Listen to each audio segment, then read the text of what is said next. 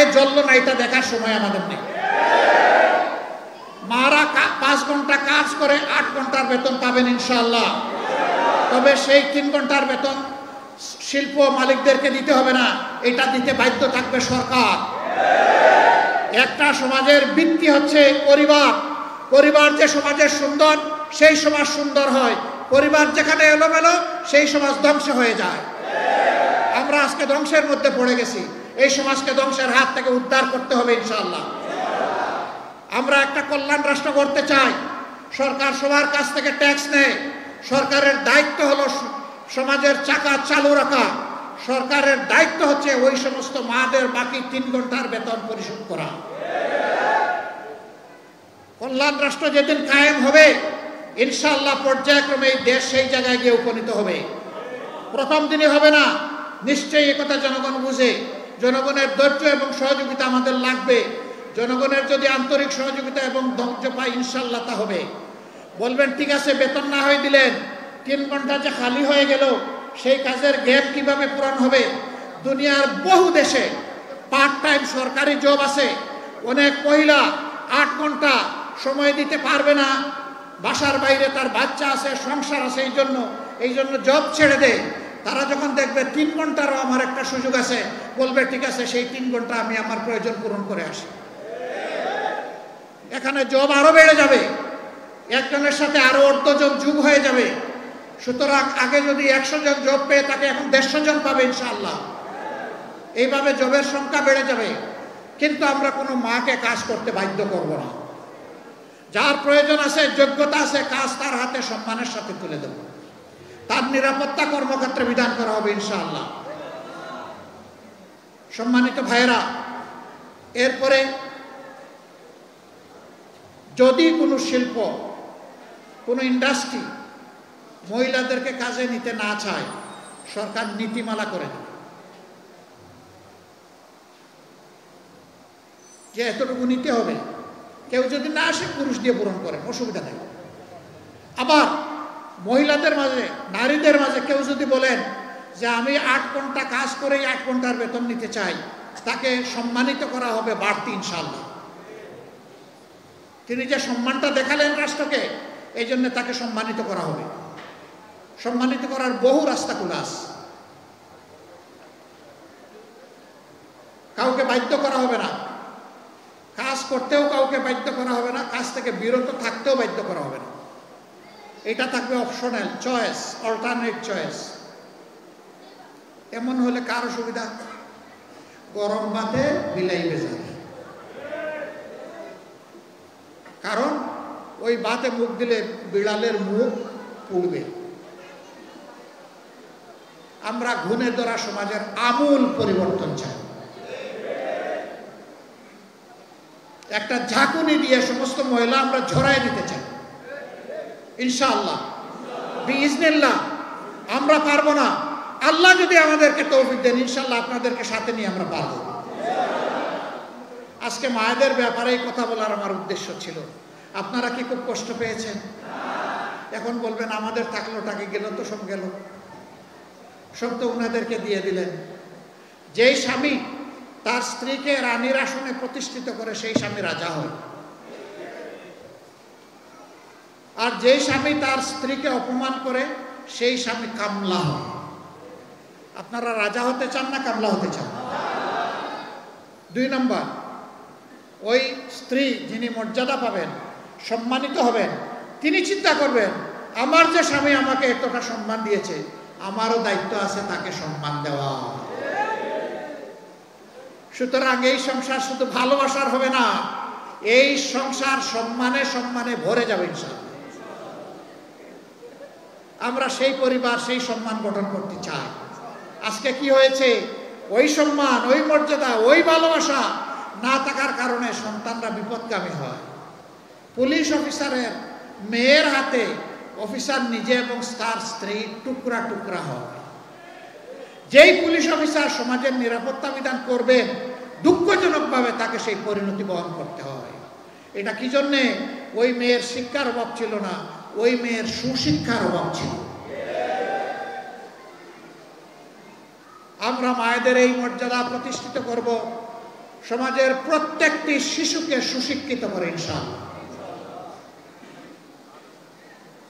এখন আবার কেউ যদি বলে যে জামাতে ইসলামী সব ঘর খালি করে এখন তো মেয়েদেরকে দেখি বের করে দিবে, যেভাবে লোক দেখাচ্ছে। আগেই বলেছি, যার প্রয়োজন আছে এবং যার যোগ্যতা আছে সে আসবে। যিনি তার কর্মক্ষেত্র হিসাবে বাসাকেই, পরিবারকেই বাছাই করে নেবেন, তাকেও ভিন্নভাবে সম্মানিত করা হবে ইনশাআল্লাহ। তিনি রত্নগর্ভা মা হিসাবে মেডেল পাবেন, সম্মান পাবেন, রাষ্ট্রের পক্ষ থেকে আরো বহু ইজ্জত তিনিও ভোগ করবেন ইনশাআল্লাহ। এ রাষ্ট্রে কেউ বঞ্চিত হবে না, সবাই এই রাষ্ট্রের নাগরিক হিসাবে পরিচয় দিয়ে সম্মানিত বোধ করবে, আনন্দিত হবে ইনশাআল্লাহ, গর্বিত হবে ইনশাআল্লাহ। মাথা ছোট হবে না, ঠোঁট শুকায় যাবে না, দুনিয়ার কারো সামনে মাথা নত হবে না। সেই জাতিটা আমরা বিল্ড আপ করতে চাই। যুবকরা যারা বিয়ে করেন নাই একটু হাত তোলেন তো দেখি, যাদের বিয়ে বাকি হাত তুলেন। আর এটা লজ্জার ব্যাপার নাকি? তুলেন, হাত তুলেন, দায়িত্ব আছে না আমাদের, গোটাখালি করা লাগবে না, হাত তুলেন। আলহামদুলিল্লাহ, বিপুল হাত উঠেছে চতুর্দিকে। এখন থেকে নিয়ত করো, ঘরে রানী তুলে আনবা, কামলা তুলে আনবা না। যাকে আনবা তাকে রানীর মর্যাদা দিবা, তাকে গোলাপের মর্যাদা দিবা। মার হক নষ্ট হবে না, স্ত্রীর হক নষ্ট হবে না, সকল হক ইনশাআল্লাহ তোমার পুরুষ উচিত ভূমিকার কারণে প্রতিষ্ঠিত হবে এই পরিবারে ইনশাআল্লাহ। যুবক বন্ধুগণ, শুধু পরিবার দেখলে হবে না, তোমাদেরকে দেশও দেখতে হবে। কারণ যত দুনিয়ার যত দেশ বদলেছে যুবকদের কারণে বদলেছে। এই দেশও গত বছর পরিবর্তন পেয়েছে যুবকদের হাতে। অভিনন্দন, তোমাদেরকে অভিনন্দন। কাজ শেষ হয়নি রে, তোমাদের কাজ শেষ হয়নি, কাজ বাকি রয়ে গেছে। সমাজের আবর্জনা এখনো আছে, সেই আবর্জনা পরিষ্কার করার বিরুদ্ধে আমাদের যুদ্ধ। এই যুদ্ধ করতে যুবকরা রাজি ইনশাআল্লাহ। যে যুবকরা হাত তুলল, মুরব্বীরা দায়িত্ব পালন করবেন, তাদেরকে উপযুক্ত পাত্রে তাদের হাতে তুলে দেওয়ার ব্যবস্থা করবেন ইনশাআল্লাহ। আমাদের যুবকরা চরিত্রবান হয়ে গড়ে উঠুক, আমরা এটা চাই। ডান বাম না চাক, দৌড়াদৌড়ি না করুক, সিরাতুল মুস্তাকিমে চলুক। আর জাতিকে সামনে নিয়ে বাঘের মতো ঝাঁপাইয়া পড়ুক, পিছনে তাকাবে না, পিছন নিয়ে কামড়াকামড়ি করবে না, অতীতের কেসাল পাকাবে না। যুবকরা সামনে দেখবে, আমরা তাদের সাথে আছি ইনশাআল্লাহ। আমরা যুবকদের বাংলাদেশ করতে চাই। এখানে আসার পথে অনেকগুলা কিশোর, ছোট ছোট 5 থেকে 10 বছরের ভিতরে তারা এসেছে, তারা হাত মেলায়, এরাই আমাদের বাংলাদেশ, এদের জন্য বাংলাদেশ, এদেরকে নিয়ে বাংলাদেশ ইনশাআল্লাহ। এখানে শিশুদের মাঝে কোনো ভেদাভেদ হবে না। কোন শিশু সম্পদশালী পরিবারে জন্ম নিল আর কোন শিশু দুঃখী পরিবারে জন্ম নিল, একটা কল্যাণ রাষ্ট্র, ইনসাফের পর প্রতিষ্ঠিত একটা রাষ্ট্র এটা দেখবে না। এটা দেখবে সকল শিশুর মানসিক বিকাশ, এই বিকাশের পথে তাকে পর্যাপ্ত শিক্ষা দেওয়ার দায়িত্ব রাষ্ট্রের। এই শিক্ষা ইনশাআল্লাহ সকল শিশুর জন্য নিশ্চিত করা হবে। তাহলে আজকে অনাদরে, অবহেলায়, অযত্নে যেই মেধাগুলা ঝরে পড়ে, স্কুলে যেতে পারে না, গেলেও তার মা বাবা বেতন দিয়ে তার শিক্ষা চালাইতে পারে না, সেখান থেকে সমাজের মণিমুক্তা বের হয়ে আসবে ইনশাআল্লাহ। সেই সব মণিমুক্তা দিয়ে আমরা মালা সাজাবো। আমরা সেই সোনালী সমাজ গড়ার স্বপ্ন দেখি। এই সোনালী সমাজ গড়ার স্বপ্নে সারথি আপনারাও হবেন, এটি আপনাদের প্রতি আমাদের আহ্বান। আমাদের কথা যদি খারাপ লাগে আমাদেরকে বলবেন, যদি ভালো লাগে বিশ্বাস করবেন, তাহলে এটা জনগণকে বলবেন, জনগণের কাছে ইনশাআল্লাহ পৌঁছে দিবেন। আপনারা কি আমার এই অনুরোধটা রক্ষা করবেন? আপনাদেরকে অসংখ্য মোবারকবাদ। 15 নম্বর আসনে আমার প্রিয় সংগঠন আমাকে দায়িত্ব দিয়েছে এখানে আপনাদের প্রতিনিধিত্ব করার আগামী দিনে, যদি আল্লাহ কবুল করেন। আমি আপনাদেরকে কথা দিচ্ছি, আপনাদের সমস্যা নিয়ে আমার কাছে পয়সা খরচ করে যেতে হবে। আমি এবং আমার নিয়োজিত লোক আপনাদের কাছে আসবে পয়সা খরচ করে। এটি হবে আমাদের দায়িত্ব।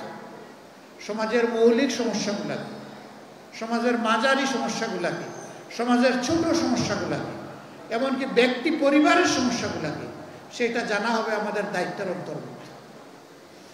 আমরা জানার পরে তার অগ্রাধিকার নির্ধারণ করব, কোনটা আগে বাস্তবায়ন হওয়ার দাবি রাখে, কোনটা পরে দাবি রাখে, অগ্রাধিকার সাজিয়ে আপনি যে আমাকে দায়িত্ব সমঝাই দিলেন, আপনাকে নির্ধারিত সময়ের ভিতরে জানিয়ে দেওয়া হবে এই কাজটি আপনার ন্যায্য পাওনা ছিল, এটা হয়েছে, এইটা আপনার ন্যায্য নয়, এটা হবে না, এটা অন্যজনের ন্যায্য, তার পাওনা তাকে সমঝিয়ে দেওয়া হয়েছে, এই কাজটা আপনার ন্যায্য কিন্তু এটা এখন আমরা করতে পারি নাই, এটা আন্ডার প্রসেস আছে, আপনি আশা করি এতদিনের মধ্যে আপনার এই কাজের রেজাল্ট আপনি পাবেন। তাহলে একটা মানুষ অনিশ্চয়তায় হতাশায় ভুগবে না, তার একটা আস্থা থাকবে যে আমার ওই সময় ফলটা পেকে আমার হাতে আসবে, আমি আমার ফলটা পাবো ইনশাআল্লাহ। আমরা সেইভাবেই আমাদের সমাজকে শুধু 15 নম্বর আসন না ভাই, 56,000 বাংলাদেশ মাইলের বাংলাদেশকেই আমরা করতে চাই। একা একটা আসন কি আলাদা হয়ে যাবে? সারা বাংলাদেশ যেমন হবে 15 নম্বর তেমন হবে।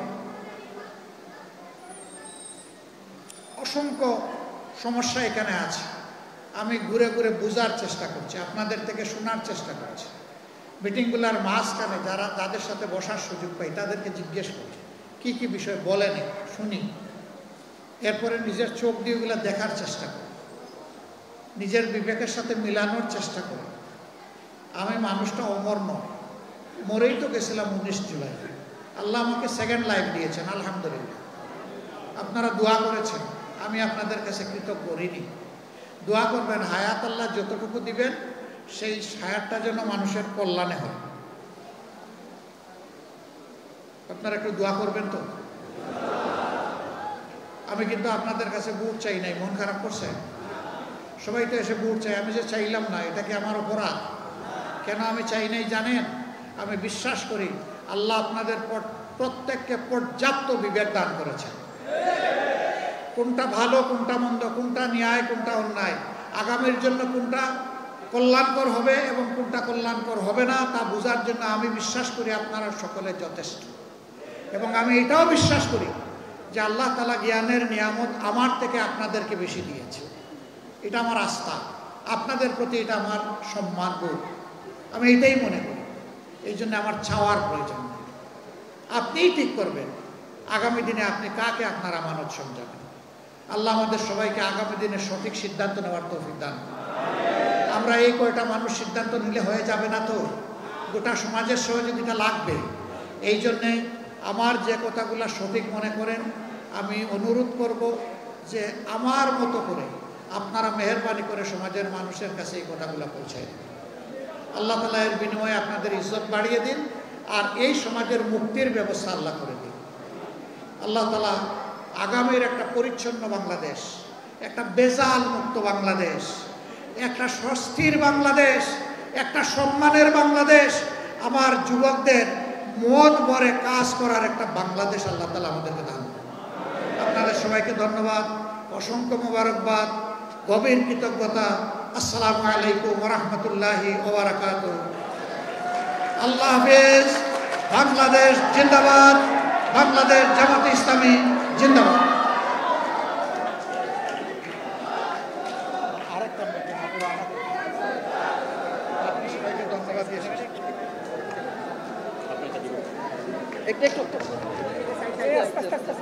সম্মানিত এলাকাবাসী, আজকের এই প্রীতি সমাবেশের সম্মানিত সভাপতি ঢাকা